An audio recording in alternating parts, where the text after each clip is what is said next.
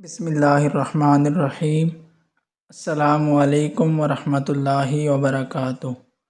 شروع اللہ کے نام سے جو بڑا مہربان نہایت رحم فرمانے والا ہے۔ پیارے بھائیو، ماہ شعبان کا مہینہ آ گیا ہے۔ اس ماہ کی بھی بہت ساری برکات اور فضیلتیں ہیں۔ اس ماہ میں پڑھی جانے والے کچھ دعائیں اور وظیفے میں آپ بھائیوں کے ساتھ شیئر کروں گا، جو کہ آپ اگر ہر نماز کے بعد پڑھنے کا معمول بنائیں گے تو انشاءاللہ تعالی اللہ تعالیٰ کا آپ پر خصوصی رحم و کرم ہوگا۔ ماہ شعبان میں روزانہ ہر نماز کے بعد اس دعا کا ورد مغفرت کے لیے مفید ہے۔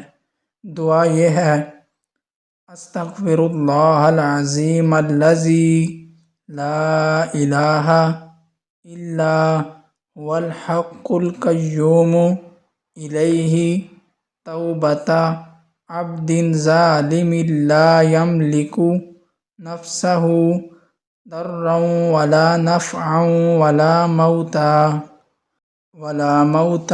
ولا حیاتا ولا نشورا۔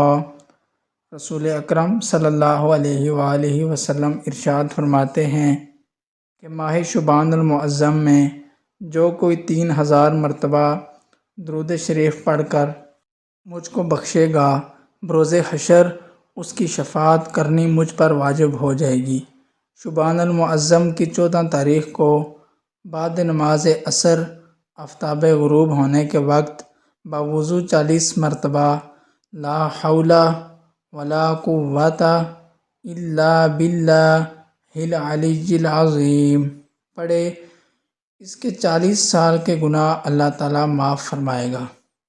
اور اسی طرح شعبان کی 15ویں رات کو سورہ یاسین شریف 3 دفعہ پڑھنے سے حسب ذیل فائدے ہیں، جن میں ترقی رزق، درازی عمر، ناگہانی آفتوں سے محفوظ رہنا۔ اور اسی طرح شعبان کی 15ویں رات سورۃ دخان 7 مرتبہ پڑھنا بہت افضل ہے۔ انشاءاللہ تعالی پروردگار عالم 70 حاجات دنیا کی اور 70 حاجات عقبی کی قبول فرمائے گا۔ یہ کچھ دعائیں اور کچھ وظیفے تھے جو کہ آپ نے اس ماہ میں ہر نماز کے بعد پڑھنے کی روٹین بنانی ہے۔ انشاءاللہ اللہ تعالیٰ ان دعاؤں کے توسل سے ہماری مغفرت فرمائیں گے۔